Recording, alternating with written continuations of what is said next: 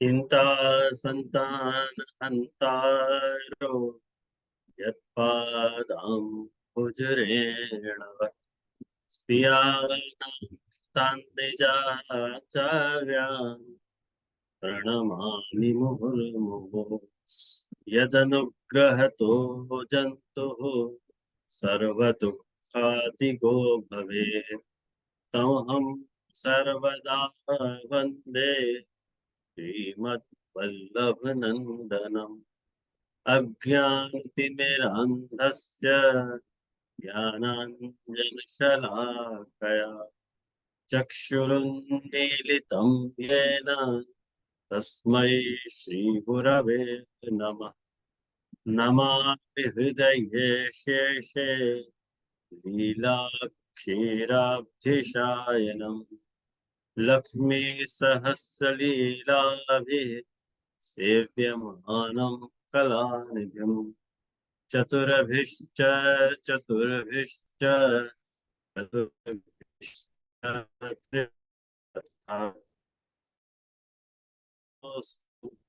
पंचधा हृदये। आचार्य वाचक प्रणमामि भाष्य निबंध सुबोधिनी स्थायितराश्चयास्ता मत्स्वान्तागत्य कृपापुतास्ता मदीय वाचां प्रचयन्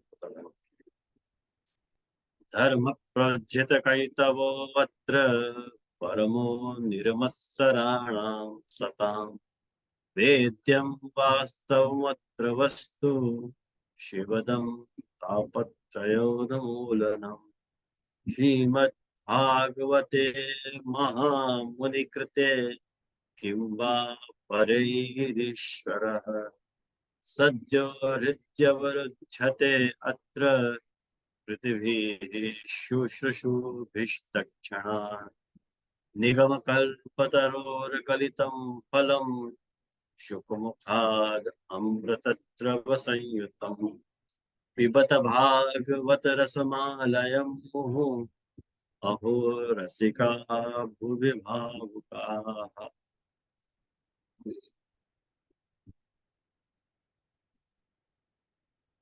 आज के सत्र में उपस्थित सभी वैष्णवों को स्वागत करूं मैं, और एक बार पुनः सबन से रिक्वेस्ट करूं जिनने अपने वीडियोस चालू नहीं करे हों वो अपने वीडियोस चालू कर लें। और आज अपन चौथी कारिका पे विचोर रहेंगे। थोड़ा विषय थोड़ा गंभीर है, लेकिन जरा ध्यान तो समझोगे तो समझ में आएगी ऐसा कोई इतना गंभीर भी नहीं है। महाप्रभु जी की वाणी अपन पढ़ने बैठे, और एक बात को मैं अनुरोध सबसे जरूर करूंगा कि मूल सु देखने का प्रयास करें, अनुवाद को नहीं। ख्याल में आयो? अगर अनुवाद से देखोगे तो विषय इतना स्फुट नहीं होगा जितना मूल को देखने से स्फुट होगा। हाँ, एक लास्ट क्लास में आनंद जी ने जो एक प्रश्न पूछे होते हो, वह प्रश्न के उत्तर में मैं जरूर ये कहना चाहूंगा कि नाद द्वारा ब्रह्म रूप अमृत विद्या की अनुभूति करवाई, फिर कहो कि वेणुनाद द्वारा अपने स्वरूप का अनुभव करवाए। तो दोनों में नाद ही कॉमन है, लेकिन उनके दो फल क्यों लिखे? एक तो अमृत विद्या का दान और एक स्वरूप का अनुभव। मुझको लगा कि आनंद जी को जो प्रश्न हो तो वो अनुवाद को देखने के कारण पैदा हुआ। यदि उन्हें अनुवाद नहीं देखे हो तो और मूल गोसाई जी की पंक्ति को देखे हो तो ये प्रश्न खड़ा नहीं होता। गोसाई जी हमें यात्रा से वर्णन नहीं कर रहे हैं, गोसाई जी हमें यात्रा से वर्णन कर रहे हैं। आप पेज नंबर जो है पेज नंबर 248 पे आप देखो गोसाई जी की जो टिप्पणी जी में गोसाई जी प्रभुचरण क्या आज्ञा कर रहे हैं कि पूर्वम नाद ब्रह्मात्मक अमूर्त विद्याम अंतरे च अनुभावयित्वा अंतरेव तत्फलभूत गानेन स्वरूपानुभवम कारितवान्। देखो, सबसे पहले विद्या के दो स्वरूपन को समझो कि एक मूर्त विद्या है और एक अमूर्त विद्या है। मूर्त विद्या को आपको अपन कहें साकार, और एक अमूर्त विद्या है जो जाको कोई आकार नहीं है। देखो एक बात मैं आपको बताऊं, अब भी आपको मिनटन में आएगी ये बात समझ में। जैसे आप टेलीफोन से कोई बात को समझ रहे हो तो वो अमूर्त विद्या है, और वीडियो से कोई बात को समझ रहे हो तो वो मूर्त विद्या है। तो अमूर्त विद्या जो है वो आपको वेणुनाथ से रिप्लेस करना है, और मूर्त विद्या को स्वरूप से रिप्लेस करना, बस इतनी बात। जहाँ बखत ठाकुर जी वेणुनाथ द्वारा ब्रजभक्तन को स्वरूपानुभव करवा रहे हैं, वह बखत अमूर्त विद्या को आश्रय ले रहे हैं। और जब बखत उनको ब्रह्मरथ में नवाए और व्यापी वैकुंठ को आपने दर्शन करवाए हो, वो जो है वो मूर्त विद्या है। ठाकुर जी खुद वहां में ख्याल में आवे ना, मैंने प्रभु ही साधन है और प्रभु ही फल। भाई साहब समझोगे तो बात आपको आ जाएगी समझ में। वो बात यहाँ पे श्री गुसाई जी समझाना चाह रहे हैं। यही लिए मेरा आग्रह ऐसे रहे कि हमेशा वेणु गीत को या भागवत को या कोई भी षोडश ग्रंथ को भी अध्ययन करते समय मूल को देखना, अनुवाद को नहीं देखना, अनुवाद का आश्रित नहीं रहना। और यदि आपने मूल पे अपनी दृष्टि बनाए रखी तो मेरा दावा है कि वो पंक्ति आपसे बात करेगी, पंक्ति आपसे निश्चिततया बात करेगी। कहीं की स्वरूपात्मक वाणी महाप्रभु जी की, और अपन सब महाप्रभु जी को अपन वंश है, तो महाप्रभु जी अपने पर कृपा नहीं करेंगे तो क्या पराई पे करेंगे? ख्याल है।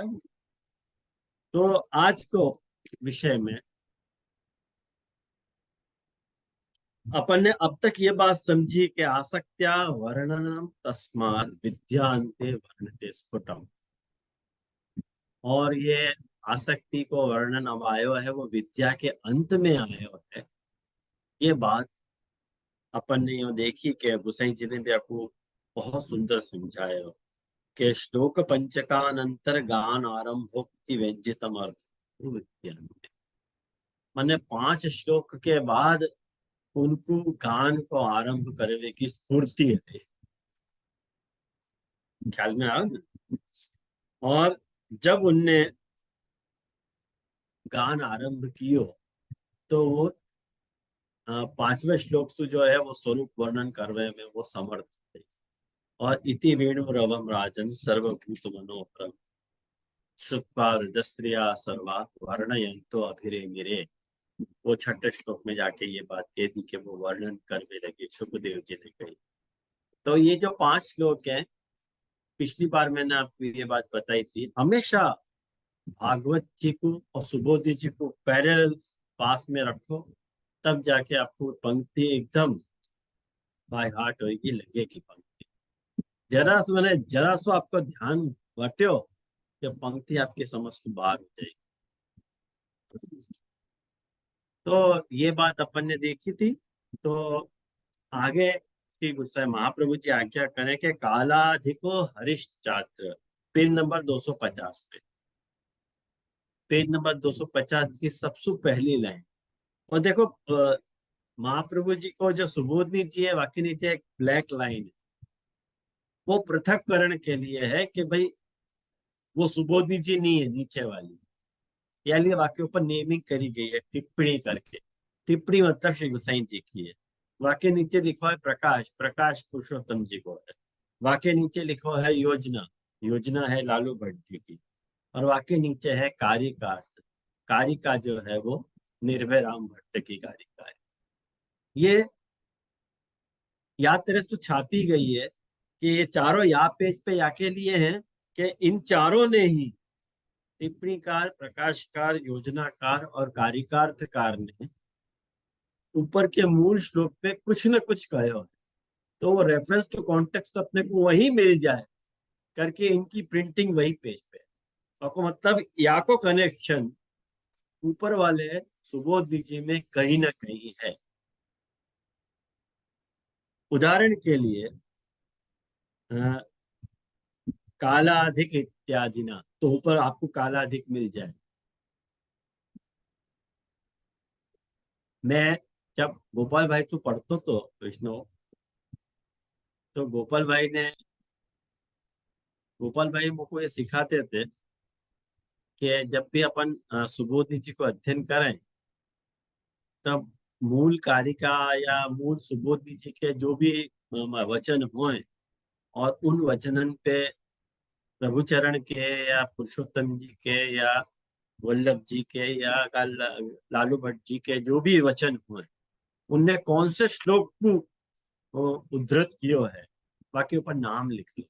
जैसे कालाधिक को एक्सप्लेन गुसाई जी कर रहे तो आके नीचे जी लिख ले, तो अपने को मालूम पड़ा कि यहाँ पे गुसाई जी ने कुछ कहो। यूं। अब आसक्ति वर्णते स्फुटा, ये पुरुषोत्तम इति योजनाकार देखो कह रहे हैं। तो पुरुषोत्तम के ऊपर जो है वो, पुरुषोत्तम के ऊपर वाई लिख लेना तो योजनाकार आ जाए। ऐसे ही अ, च उन अनुक्त हेतु समुच्चयात्मक, तो जो च है मूल में आपको च दिखो कारिका में, काला दिखो हरिश्च, वो जो चकार है वह चकार को प्रकाशकार कहना चाह रहे हैं, तो आपके ऊपर पी आ जाए। तो तुरंत अपने को रेफरेंस टू कॉन्टेक्ट मिले। पेंसिल से ही दिख लेना, एक पेंसिल हमेशा पास में रखनी है अपने। तो तार कारण के क्या है कि तुरंत अपने को उदाहरण देके यहाँ के ऊपर गोसाई जी ने ऐसे कही है करके। यूं। तो मूल कारिका को अर्थ अपन करें पहले कि कालाधिको अत्र हरि ही कालाधिक, नो अन्वय ले लो। यहाँ पे हरि जो है काल सु अधिक है, और च पुरुषोत्तम एव, और पुरुषोत्तम ही है। त्रयोदश विधा लीला तथा उक्ता पृथक पृथक, यानी ये 13 प्रकार की लीला अलग अलग कही जा रही है। ये प्रकाश सुबोध नीति में महाप्रभु जी ने कही। ये मूल महाप्रभु जी की सुबोध नीति मिलो ना। वाह, बहुत बढ़िया। अब देखो नीचे उतरे अपन। अपन जैसे कि टिप्पणी जी गुसाई जी को खास देख रहे हैं, तो श्लोक संख्या तात्पर्यम आहु कालाधिक इत्यादि। अब वो महाप्रभु जी ने जो मूल कालाधिको कहो है, वाकु श्री गोसाई जी प्रभु चरण कैसे एक्सप्लेन कर रहे हैं कि काला श्लोक संख्या को तात्पर्य कह रहे हैं। अब आप एक बात ध्यान तो समझो,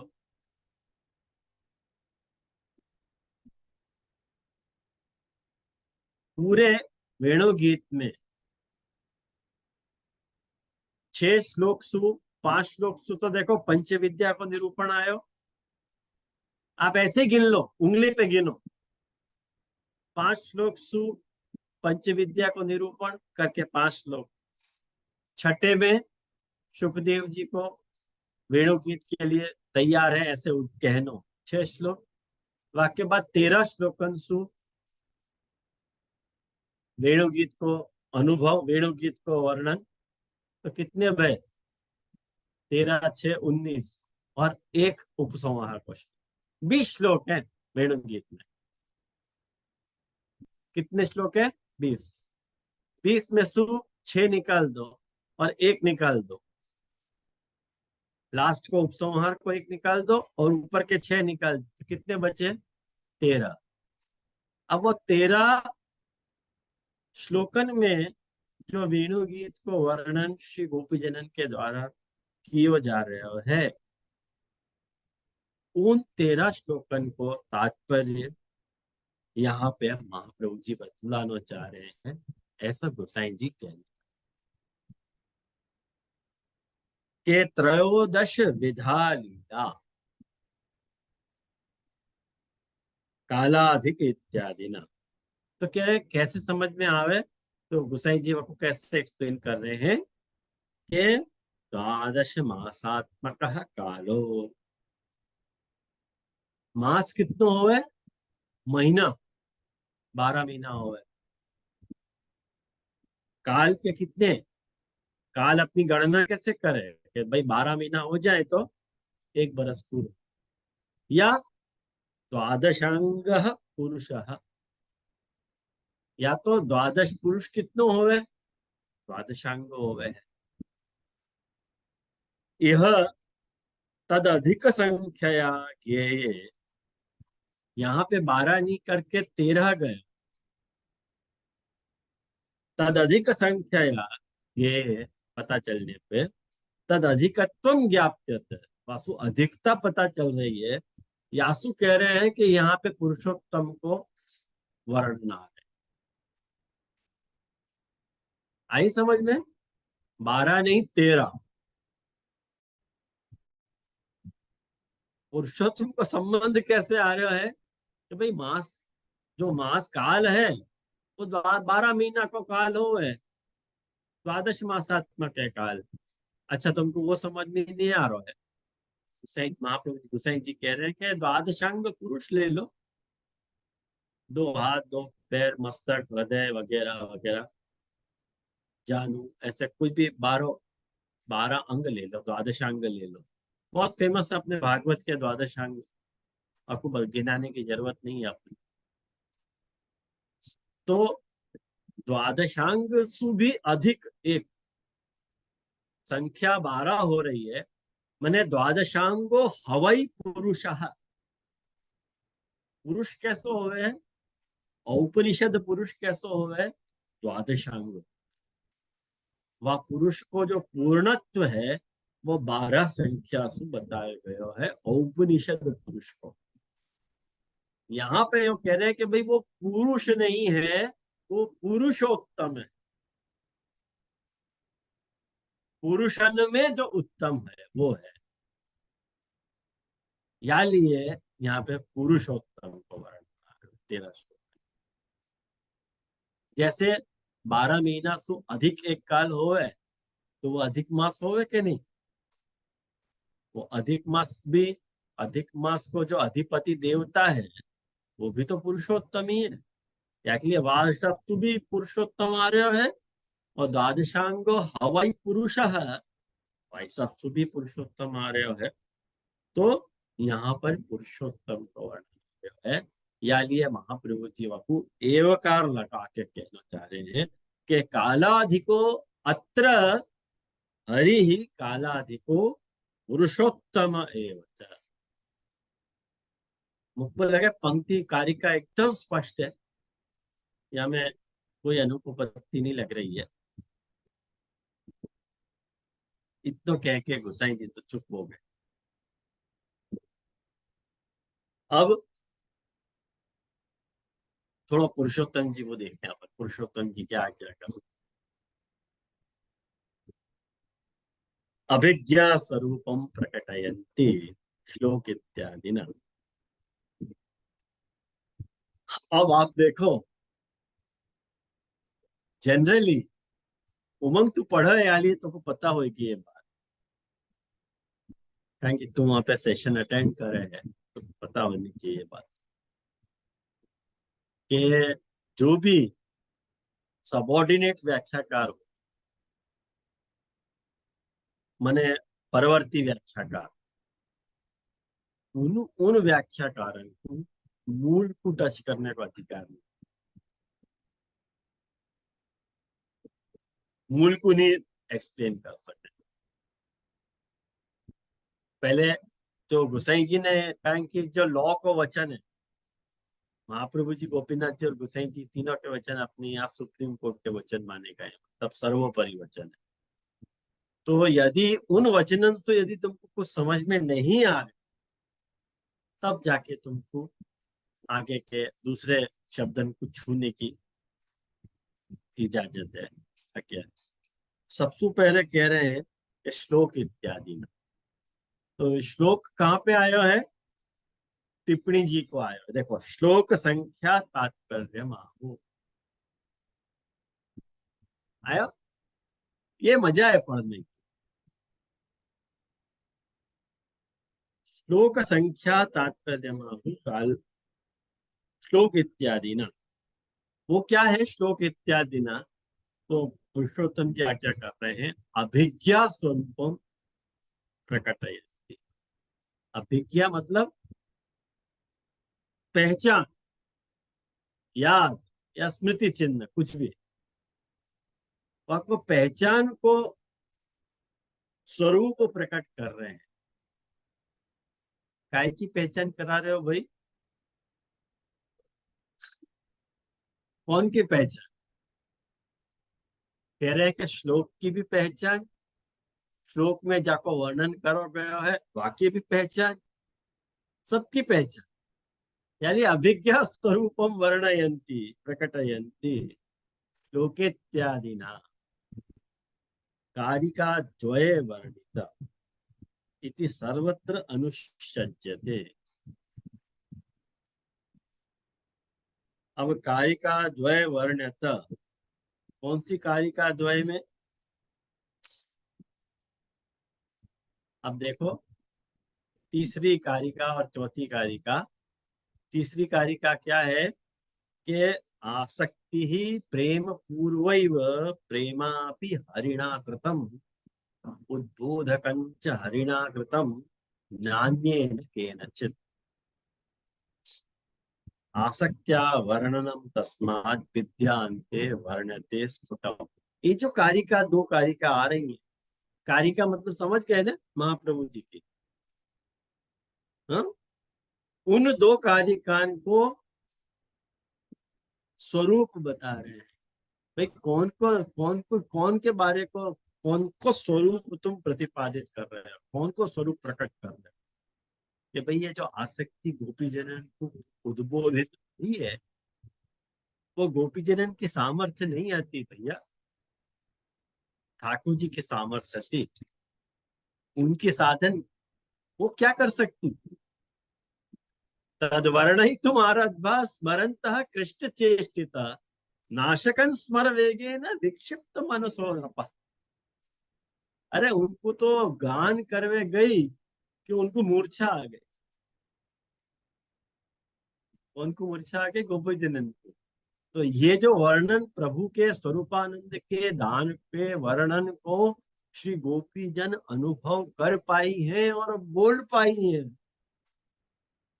ये सामर्थ्य प्रभु की है। तो प्रेमापि हरिणाकृतम उद्बोधकंच हरिणाकृतम नान्येन। बाकी उद्बोधक भी प्रभु हैं और वो प्रेम कराने वाले भी प्रभु हैं। और यहाँ पे भी जो 13 श्लोकन में जिनके जिनके प्रति आसक्ति है, वाको जो वर्णन आ रहा है वो भी पुरुषोत्तम ही है। यानी यहाँ एवकार आया है। ये बात पुरुषोत्तम जी यूं कह रहे हैं कि सर्वत्र अनुसज्जते। अरे समग्र वेणु गीतेषु अनुसज्जते। हाँ, सर्वत्र, कुत्र सर्वत्र? समग्र वेणु गीत।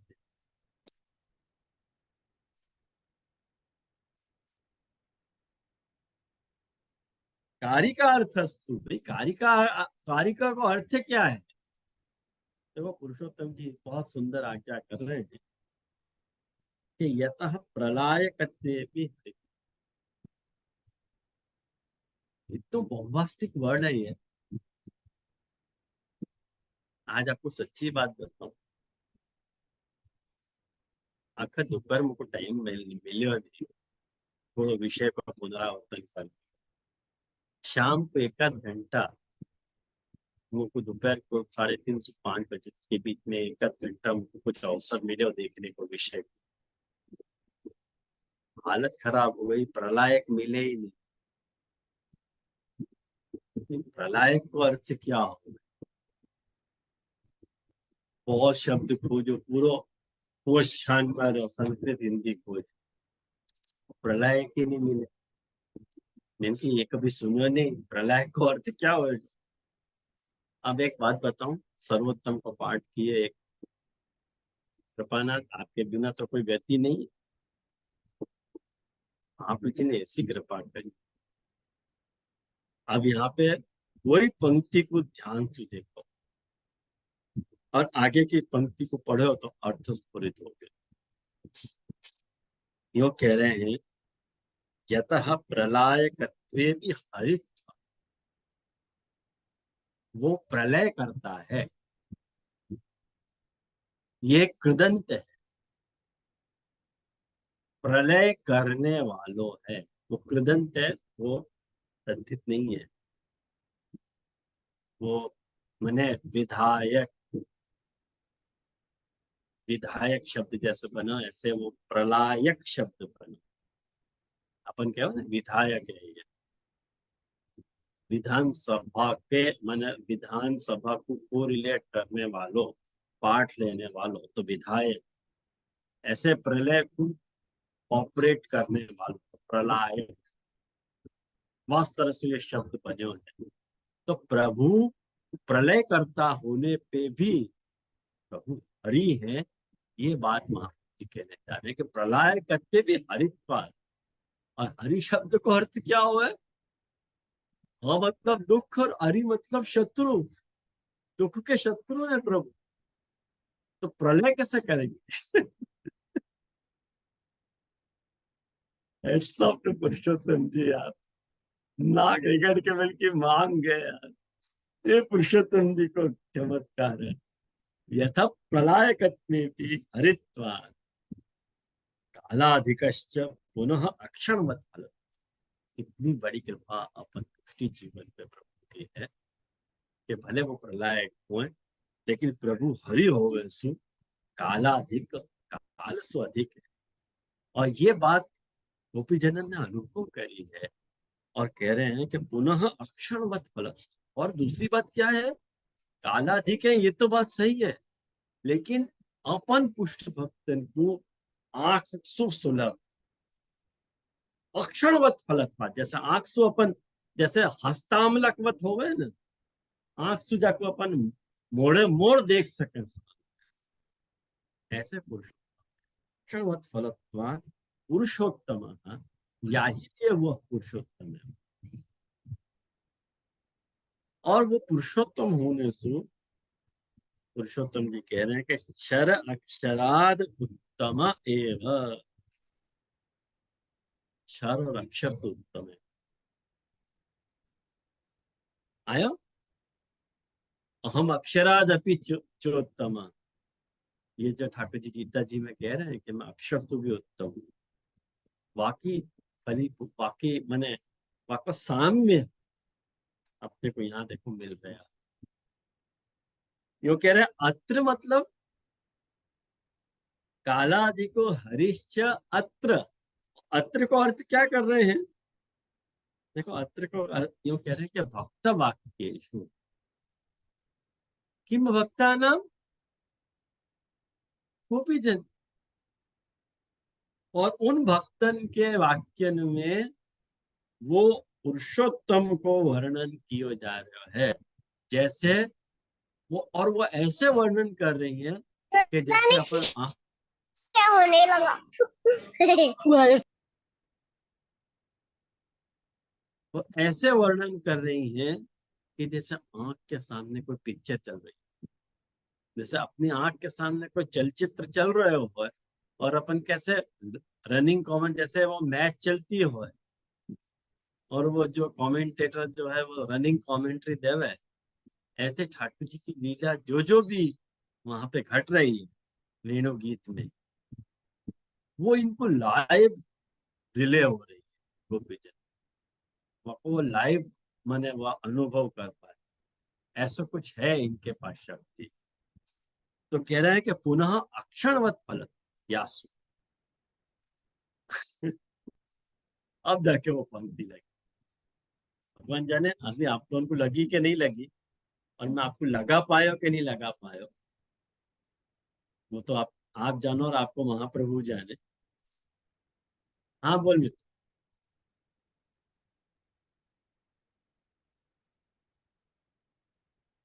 म्यूट। हाँ, धन्यवाद मैम जी। तो जैसे मतलब यहाँ पर जो जैसे गुसाई जी की टिप्पणी है या फिर पुरुषोत्तम जी है, जो एस्टेब्लिश करना चाह रहे हैं कि यहाँ पर पुरुषोत्तम जो है उनके बारे में जो बात कही है कि ठाकुर जी पुरुषोत्तम है, जो कालसु भी अधिक है और पुरुषसु भी अधिक है। तो वो इसके लिए कह रहे हैं कि भागवत जी में जो वेणुनाथ है वहां पर जो 5 श्लोक से आपने कही कि प्रभु ने अपने स्वरूपानंद को वेणुनाथ से प्लस अपने स्वरूपानंद को भी अनुभव करा है बाहर और भीतर से। और वो जो, वो हाँ, यहाँ नहीं, फल प्रकरण में। वो फल प्रकरण में है। भले। तो जो वेणुनाथ को नाथसु जो अनुभव करायो, जो अमूर्त स्वरूप सु, तो वो अमूर्त स्वरूप सु जो करवायो है वो पुरुषोत्तम ने करवाया है। वो बात एस्टेब्लिश करने के लिए सुबोधि जी में ये मतलब कालाधिक और पुरुषोत्तम की बात आ रही है जी। ऐसे समझ लो कि कैसे समझ लो? बिल्कुल वैसे ही ऐसे, समझ, ऐसे ही समझ लो। ऐसे बराबर क्योंकि समझ। जैसे आपने ऐसे कही थी ना कि महाप्रभु जी ने सुबोध जी में वाक्यार्थ शब्दार्थ और अक्षरार्थ के लिए कही है। तो वो थोड़ा कनेक्शन नहीं समझ में आ रहा, तो कि इसमें कैसे वाक्यार्थ लेना, शब्दार्थ लेना, अक्षरार्थ लेना, वो नहीं थोड़ा समझ में आ रहा है कारिकासु। हाँ हाँ, बस वही, यही लिए वो समझा रहा हूँ। अब यहाँ में देखो, आप लोगों ने देखी होगी कि मैं जब भी आपको समझा रहा हूँ तो वाक्य, अक्षर और पद को ही कॉन्सेंट्रेट कर रहे हो। बरोबर है। हाँ। यहाँ पे मैं वाको रिफर ही नहीं कर रहा हूँ निरोध को, या मैंने स्कंद को, या प्रकरण को, या अध्याय को। तो प्रकरण को जरूर अपन, वो तो अपने दिमाग में है ही है। बरोबर है। अध्याय को याद नहीं रखेंगे तो अध्याय का अर्थ ही स्फुट नहीं होगा। तो यहाँ पर जो वाक शब्द लियो है वो पुरुषोत्तम है। जय जय वाको आप अपने कारिका में वो है हाईलाइट की है। समझ हाँ, में आया जी। अप्रू जी आपके ऊपर हाईलाइट ध्यान दिवाना चाह रहे हैं आप। आप थोड़ा थोड़ा मतलब समझ में आयो कि मतलब क्यों, क्योंकि वो थोड़ा कनेक्शन नहीं मिल रहा था कि पुरुषोत्तम की बात क्यों आ रही है, तो फिर कनेक्शन ऐसे भागवत से करी तैयारी तो समझ में आएगा। आया ना अब तो ध्यान में। हाँ हाँ हाँ जय जय धन्यवाद। वाह भाई। અને બિંદુભાઈ હજી વેણુગીત એમ તો હજી હવે સ્ટાર્ટ થશે, હજી સુધી વેણુગીત આપણે સ્ટાર્ટ નથી કર્યું. તો આજે હમણાં જે છે ને એ થીમ સમજાવી રહ્યા છે મારા હિસાબથી, જે શ્લોકની સંખ્યા જે કહી રહ્યા છે ને કે 13માં हाँ 13માં આ છે, 5માં આ છે, છઠ્ઠો શ્લોક આનો છે અને છેલ્લો શ્લોક આ છે. એ જે બાવાએ સ્ટાર્ટિંગ में बाबा ने समझाया ना कि वो रूपरेखा जैसे समझा मैं। महाप्रभु जी भी कर रहे हैं. तो यहाँ अभी तक तो वेणुगीत तो हमें चालू થશે ત્યારે ખબર પડશે શબ્દ કેવી રીતે પકડે છે महाप्रभु. बस। तो ये पुरुषोत्तम शर अक्षराद उत्तम एव अत्र, अत्र मतलब भक्त वाक्येषु वर्ण्यते। माने हरिश्च अच्च पुरुषोत्तम एव वर्ण्यते, पुरुषोत्तम को ही वर्णन क्यों जा रहा है। और हरिश्च पुरुषोत्तम एव च, ये जो चकार आया हो ना, पुरुषोत्तम एव च, वह चकार को अर्थ कर रहे कि च अनुक्त हेतु समुच्चयात्मक ततः सा लीला। माने अनुक्त हेतु समुच्चयात्मक, जो अनुक्त हेतु जो कहे नहीं गए उनको भी यहाँ समाहित कर लेते चाहिए। वो आगे श्लोक में खुलासा हो जाएंगे। जब भी आगे को श्लोक चलेगा तो वहां में अनुक्त हेतु और क्या क्या है, तो वो आप लोग ध्यान दीजिए। जब वाकु अलग से नोट डाउन कर लीजिए कि मुझको ये एक हेतु तैयार लग रहे होते हैं। और लास्ट में अपन रोज की रोज अपन रामायण नहीं गाएंगे, लेणु की खबर सब पूरा होएगा ना, जादिन वादिन अपन या विषय की चर्चा करेंगे। हाँ, मतलब एक आध साल बाद। तो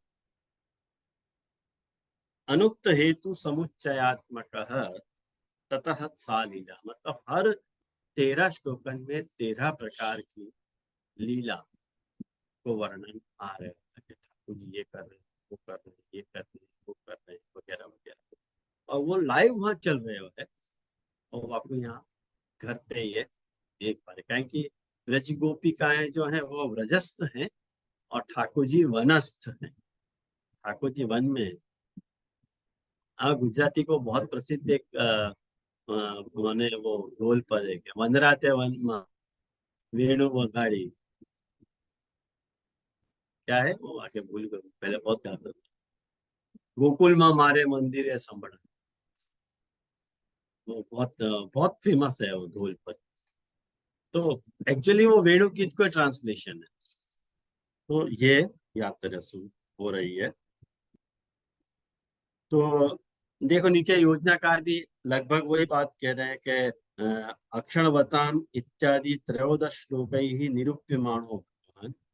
ये अक्षणवताम इत्यादि श्लोकन सु मतलब 7वें श्लोक सु जहाँ भगवान को निरूपण कियो जानो है, वो भगवान जो है वो कालातीत है। इति सूचाई, या को सूचन करने के लिए कालस्य द्वादशत्मा, कालस्य द्वादशात्मकत्वात्, काल जो है 12 मास को होने सु तद अधिक त्रयोदश संख्या वासु अधिक 13 वाली संख्या सु भगवान के कालातीत पनो यहाँ पे सूचित किया जा रहा है। भगवान कालातीत है, काल से भी अधिक है।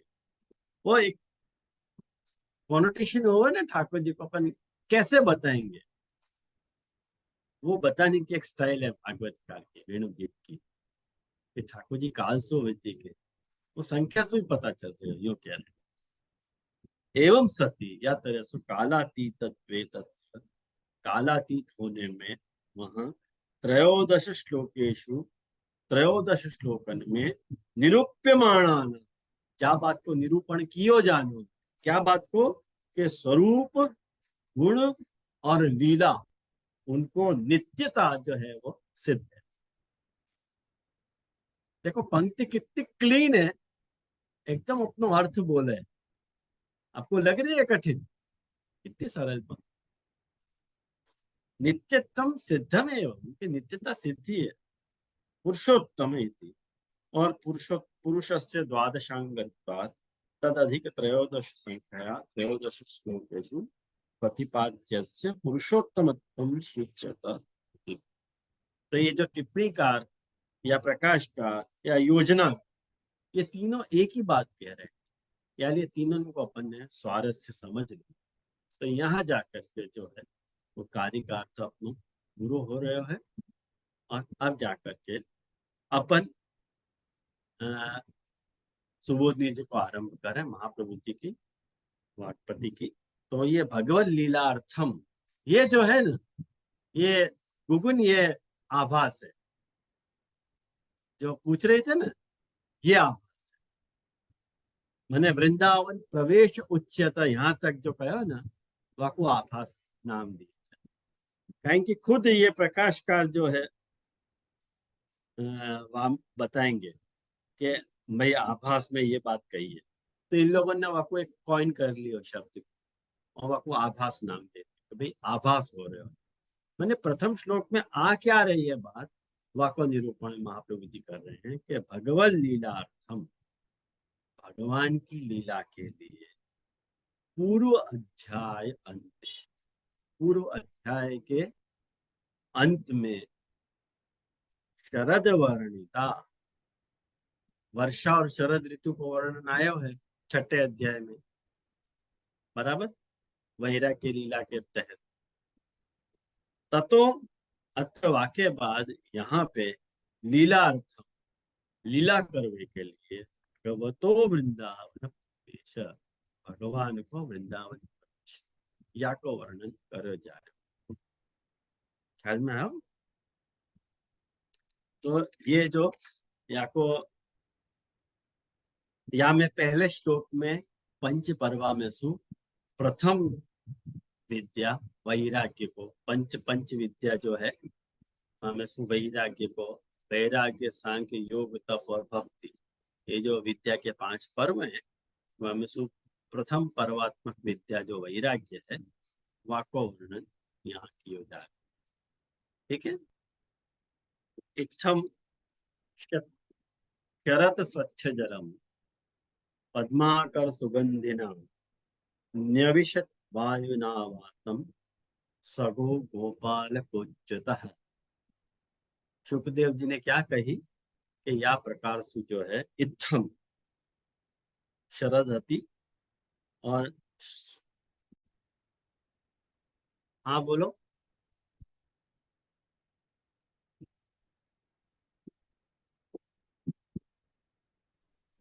आज दंडवत प्रणाम। जैसे ये वैराग्य जो आपने आज्ञा करी वो तो आप आपकी टीका के हिसाब से है ना, स्वतंत्र टीका। वैसे समझ लो भाई। नहीं तो मैं ये क्लियर कर रहा हूँ, पूछ रहा हूँ, क्योंकि जो पंचपर्वा विद्या आपने जो पहले समझाई थी वो तो अपने बर्रा पीढ़म से शुरू होगी ना। नहीं नहीं, ना रे ना, यही से शुरू होने तो वाली है, प्रथम पहले श्लोक से पहले ही। अच्छा, हाँ, तो वो बर्रा पीढ़े में भी यही प्रकार पंचपर्वा विद्या को वहां में एक्सप्लेन की हो तो। वराहपीडम में तो वो विद्या की सफलता बताई गई है। अच्छा हाँ, अच्छा, तो ये वैराग्य बल वो को तो यद्यपि। भक्ति, अंतिम विद्या भक्ति है, तो भक्ति प्रकट भई तो गान हाँ, आरंभ की योग्यता प्राप्त भई क्या नहीं। अच्छा, हाँ, बराबर। तो ये यद्यपि खुलासा से लिखो नहीं वैराग्य विद्या, लेकिन ये समझ के चलना चाहिए वैराग्य का। हाँ, वो तो गोसाई जी को आश्रय लेके मैंने बताया तो ना, योजना का को जी आश्रय लेके जी। कि भगवत अतिरिक्तेषु रागा भावो वैराग्यम। जी। ये वैराग्य कोई वर्णन मात्र से तो आ रहा है। आप देखो हमें अ, अ, वर्णन में आपको पता चल जाएगी जी जी, कि समझ गया। हाँ, माने जल स्वच्छ हो गया हो तो, और पद्माकर सुगंधिना, कमल की सुगंध सु वायु व्याप्त है। अपन को ऐसा लगे कि कमल में कहाँ सुगंध आवे, लेकिन लेकिन एक आगे तो बात ये ध्यान से हकीकत है, समझो है। हकीकत बात है ये, हकीकत बात है ये बड़ो आश्चर्य लगे। नहीं, लेकिन वो अलग काल है तो, पहले तक आती थी, कमल में भी सुगंध आती थी। कमल की सुगंध देवता को आवे, अपन को नहीं आवे। वो सिद्ध करे कि अपन मनुष्य हैं। अपन को नहीं आ रही है, मतलब अपन को मनुष्यत्व सिद्ध हो रहा है। पद्माकर सुगंधिना कमल, नहीं तो ये भागवत का झूठ थोड़ी बोलेंगे। मतलब पद्माकर सुगंधिना कह रहे हैं तो मतलब कमल में से तो सुगंध आती है। और वैसे भी एक बार डिस्कशन भी हुआ था काका जी तो, कि पहले कमल में सो आती थी सुगंध, एक प्रकार दिव्य गंध आती थी। बहुत बरसन में लुप्त हो गई है। कमल ने भी अपना मैंने वो समेट लिया। तो पद्माकर सुगंधिना, कमलन की सुगंध सो वायु व्याप्त होती। और ऐसे वृंदावन में सगो गोपाल को, वो अच्युत जो भगवान है, उनने न्यविशत प्रवेश किया। पद्माकर सुगंधिना वातम वायुना सगो गोपाल अच्युत न्यविशत प्रवेश कियो, ऐसे भगवान। ये तो अपन ने मूल अनुवाद देखो, और आपके पास भी है ही है या तो मूल श्लोक को अनुवाद, तो यहाँ में तो कोई इतनी बात नहीं है। लेकिन मेन अपन सुबोधि जी में श्री महाप्रभु जी क्या क्या कर रहे हैं। पहला इत्थम भूता या शरद, या प्रकार की जो शरद थी, और वह शरद के कारण तया, माने शरद ऋतु, शरद ऋतु के कारण स्वच्छम जलम, जो जल की स्वच्छता हो गई थी। शरद ऋतु में जल स्वच्छ हो जाए, आया ना? ऋतु जल स्वच्छ हो जाए, एकदम साफ हो जाए, निर्मल हो जाए। और यस्मिन वृंदावन, जा वृंदावन में शरद ऋतु के कारण जल स्वच्छ हो गया, तो वैसे वृंदावन में तादृशम अच्युतो नविशत, भगवान अच्युत ने प्रवेश किया। ये संबंध है, मैंने भगवान ने वृंदावन में प्रवेश किया। कुल मिला के बात इतनी है। ऐसा महाप्रभु जी कह रहे हैं। महाप्रभु जी कह रहे मूल श्लोक को योजित करो ना भाई, बात कहना क्या चाह रहे हैं। तो क्या कि अच्युतो नविशत इति संबंध, अच्युतो नविशत, अच्युत भगवान ने प्रवेश किया, ये पूरे श्लोक का संबंध है। अब कैसो वृंदावन हतो, क्या हतो, वो सब बाद में समझिए, मूल श्लोक का संबंध ही है। अब देखो कितनी बढ़िया बात यहाँ पे महाप्रभु जी कह रहे हैं कि अत्रापि, यहाँ भी पूर्ववत पहले के जैसे ही आदि दैविकी भी शक्ति भी लीलावत्या, आदि दैविकी शक्तियन के साथ प्रभु ने लीला करी, ये कहना चाहिए।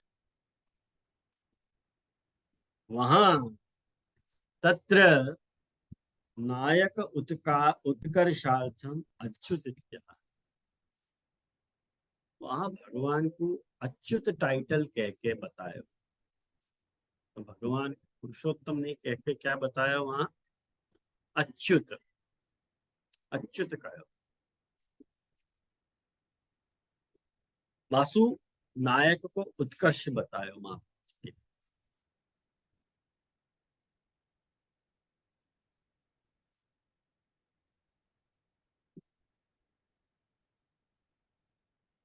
नायक को उत्कर्ष बताया कहते हैं। अब तत्रा भी गावो अनुभाविका, वहां पे भी गाय जो है वो अनुभव करने वाली, अनुभावन करने वाली गाय। हाँ बोल भाई। जी जी, अच्युत को टेक्निकल अर्थ क्या होगा अगर सिर्फ शब्दार्थ लेना हो? शब्दार्थ जो च्युत नहीं हो, गिरे नहीं, जो क्षरित नहीं हो, शरित नहीं हो। हमेशा एक जैसे रहे, हाँ, अच्छा। न वाकी स्वरूप, न वाको गुण, न वाकी लीला। ओ, ओके। तो यहाँ ही नित्यता बता दी, ऐसे महाप्रभु जी कह रहे थे। ओके। ऐसे मत।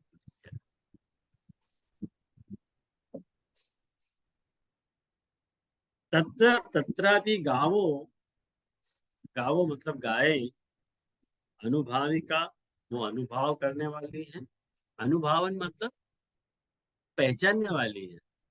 जैसे एक बात समझो, गाय एक ऐसा प्राणी है, गाय क्यों प्रिय है आपको मैं बताऊं कि अपन गाय के ऐसा प्राणी है कि वाकू अपन कुछ भी करें ना, वाकू वो अनुभव करे, वो अनुभव करके वैसे ही रिएक्ट करे। लेकिन वह गाय सु बात तरह के स्नेह करने वालों व्यक्ति चाहिए।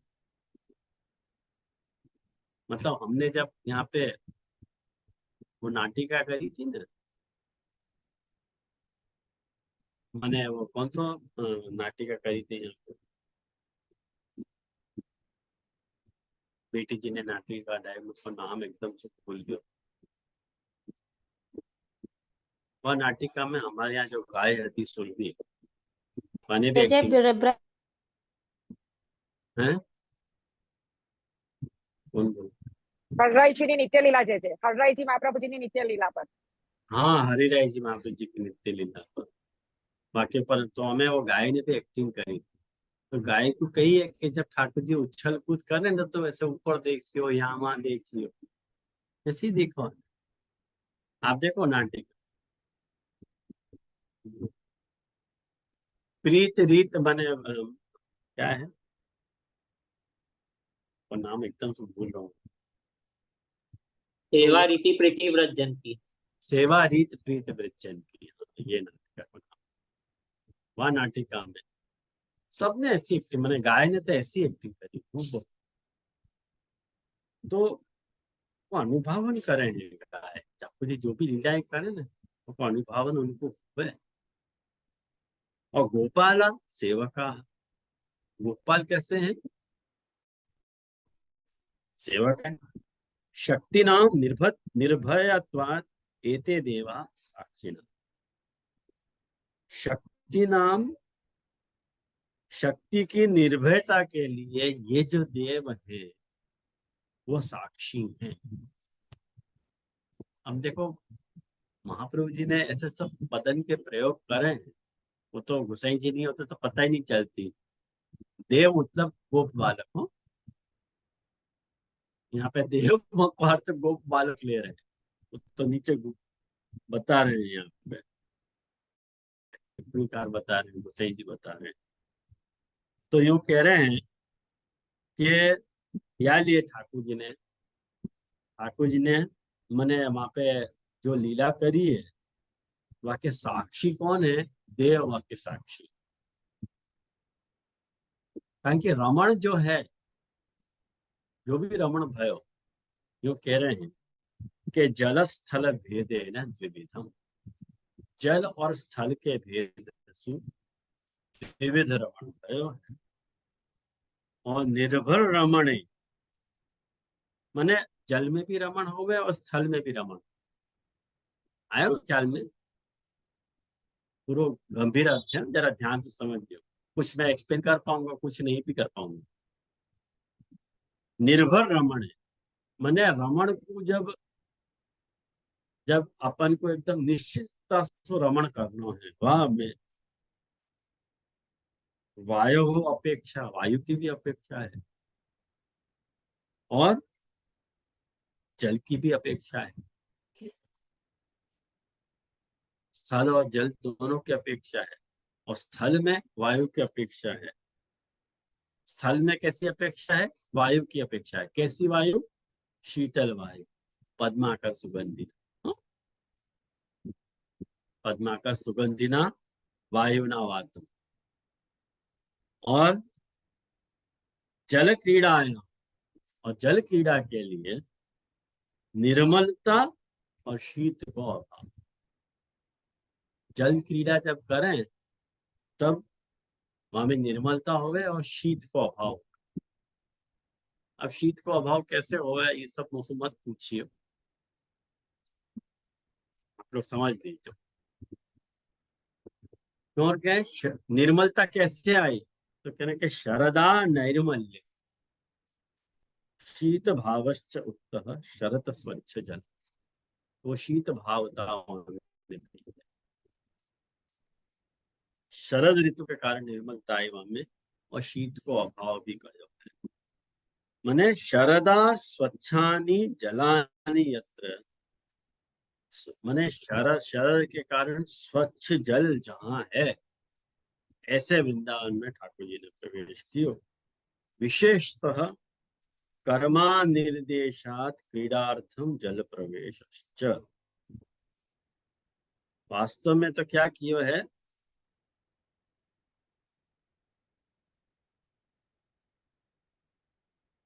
कर्म, कर्म को निर्देश नहीं किया है, कर्म अनिर्देशात क्रीडार्थम जल प्रवेश, क्रीड़ा के लिए जल में प्रवेश किया है।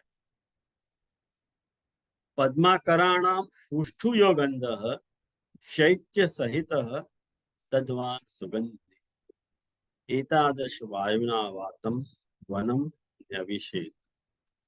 मैंने पद्माकरण को, कमलन को जो सुंदरपन वो गंध के कारण कहो गया है कि जहाँ शैत्य सहित, जहाँ शीतल की सहितता है, शीतल वाला, शीतल कमल, कमल शीतल हो। जल जो है वो, जल माने निर्मल होवे और शीत को अभाव भी उत्पन्न कर। और याली है आपको सुगंधी कर, सुगंधी मतलब सुष्ठु योग, अच्छी जो गंध, सुगंध। अपने को कमल में सुगंध नहीं आवे, अपने को कमल में दुगंध आवे। कभी देखे कमल को सूंघ के? हमें दुर्गंध आवे, लेकिन अपन आपको 5 के लगा देते हो। देवता को हमें सुगंध। तो एतादृश वायुना वातम वनम न विचर, ऐसे वायु के वन, मैंने सुगंधित वायु जहाँ बह रही है, शीतल वायु जहाँ बह रही है, ऐसे वन में कुछ ने प्रवेश कियो। गंधवत्वेनैव मांद्यम उत्तम एतावदेव क्रीड़ायाम। भाई गंध वाली कहने से क्या कह रहे हैं? मांद्यम, मंद, बहुत तेज हवा चले तो मूड बने अपना। मान लो अपन कोई बैठे हैं, 2 जने कोई बैठे हैं, वो बातें कर रहे हैं, कुछ शीतल वायु चल रही है और वो सुगंधित वायु चल रही है, और जोर जोर से चलने लग जाए वायु, और बाल बाल उठ रहे हैं, ये हो रहा है, मूड नहीं आएगा बात। शीतल चलनी चाहिए वायु, और मंद चलनी चाहिए और सुगंधित चलनी चाहिए। तीनों क्वालिटी वायु में होनी चाहिए। शीतल भी होनी चाहिए, सुगंध वाली भी होनी चाहिए और मंद भी होनी चाहिए। ये सब सामग्री है। एतावदेव क्रीडायाम अपेक्षितम, क्योंकि ऐसी क्रीड़ा के लिए तो ऐसी चीज चाहिए ना। विशेष धर्माणाम एव प्राधान्य न विशेष निर्देश। माने विशेष धर्मन को विशेषण धर्माणाम एव प्राधान्य न विशेष निर्देश नितराम प्रवेश आदि देविक पर्यंत। क्या कह रहे हैं, एक बात समझो। विशेषण, विशेषण माने काय के विशेषण, जहाँ स्थल में ठाकुर जी ने लीला करी है। विशेषण धर्माणाम एव प्रधान्य मैंने वह धर्मन को विशेषण यहाँ पे बताया है कि भाई कैसे वायु है, कैसो जल है, कैसो वृंदावन है वगैरह सबके विशेषण बताए है। या लिए न विशेष निर्देश, विशेष को निर्देश नहीं किए हुए, विशेषण को निर्देश किए हुए। और नितराम प्रवेश आदि दैविक पर्यंत, मैंने नी उपसर्ग क्यों बताया हुआ यहाँ। वो कह रहे हैं कि वो खाली यूं कह रहे हैं कि आदि भौतिक वृंदावन में ठाकुर जी ने प्रवेश कियो, ऐसे मत समझिए। आदि दैविक पर्यंत, वो आध्यात्मिक वृंदावन में भी प्रभु ने प्रवेश कियो है और आदि दैविक वृंदावन में भी प्रभु ने प्रवेश कियो। तो ये पहलो श्लोक सुबोध जी को भयो, लेकिन वाक्य पर गोपीनाथ जी मैंने गोसाई जी को टिप्पणी जी और प्रकाश अपन दोनों देख लेंगे, तब जाके अपने को बात समझ में आएगी। लेकिन आज नहीं देख पाएंगे, अगली क्लास में अपन यह विषय देखेंगे कि हुसैन जी अब कैसे समझा। लेकिन अगली क्लास में आप लोग को आज को जितना विषय है वो सब आप जो है रिवाइज करके आइए और बैठिए, तब जाके विषय आप ध्यान में। ठीक है, आज यहाँ रखें। कोई प्रश्न हो तो जरूर।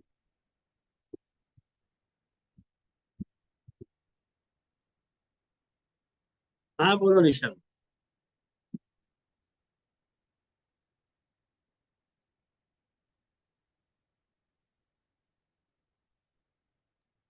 હવે થશે નિશાબેન। हाँ sorry, दंडवत प्रणाम जयश्री। वो आप आधे दिखाई दे रहे हो। हाँ आता देखा, अब पूरे दिखाई दे रहे। हाँ हाँ, वो वेणुगीत के विषय में क्वेश्चन नहीं है, लेकिन वो फ्राइडे का आपका क्लास है ना, उसके विषय में हाँ क्वेश्चन। हाँ। तो वो प्रश्नोत्तरी का तो कैसे अपन जो पढ़ रहे हैं उसकी प्रश्नोत्तरी और नहीं नहीं नहीं, जनरल हाँ, कोई भी क्वेश्चन होएगा वो अच्छा प्रश्न। और अगर आपका प्रश्न वो को भेजोगे तो ही मैं क्लास लूंगा, नहीं तो नहीं लूंगा। मेरे पास प्रश्न यदि आ गए, हाँ मुझको सब लोगों ने भेज दिए प्रश्न, तो मैं क्लास अच्छा लूंगा कल, नहीं तो नहीं लूंगा। अच्छा क्या अच्छा प्रश्न नहीं आए तो फिर क्यों लूंगा क्लास। क्लास लेने हाँ को तो कुल हेतु ही ये है कि हाँ विषय के अलावा भी यदि अपने पुष्टि भक्ति मार्ग संबंधित कुछ प्रश्न उठ रहे हैं, सेवा संबंधी, कथा संबंधी या व्यवहार संबंधी, वो प्रश्न आप कर सको, तो उन प्रश्नों को अपन जरूर विचार कर लेंगे या में एक सेशन में। यानी एक प्रश्न उत्तर को सेशन रखने को मैंने सोचा, तो भाई जो लोग जनरली प्रश्न नहीं कर पाते, विषय चलते हाँ तो अपन को कहते हैं कि भाई ये यहाँ पे अभी आउट ऑफ द टॉपिक है। हाँ आउट ऑफ द टॉपिक वाले कोई भी प्रश्न यदि आपको करने हो तो वैसे प्रश्न आप कर सकते, लेकिन वो लिखित रूप में वो को प्राप्त होने चाहिए। मेरे अच्छा मेरे अच्छा मेरे नंबर पे आप लोगों को सेंड, हाँ हाँ में मत सेंड करो, मेरे नंबर पे। आपके नंबर पे। हाँ अच्छा, दंडवत प्रणाम जयश्री। तो मुझको लगे आश्रय को पद करें अपन यहाँ, और आज का प्रतिदिन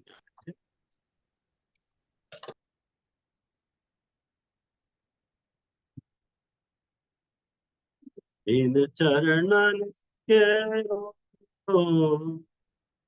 भरोसो, इन चरणन के श्री वल्लभ नख चंद्र छटा बिन सब जुगमा जय भरोसो लड़िन चरणान के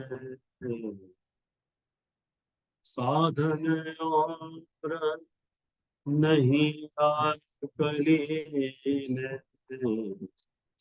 जसो यदि सूर कहाँ कहे विविध धरो बिना मोल को चेरो भरोसो चरण सवन को मेरा पसंद है।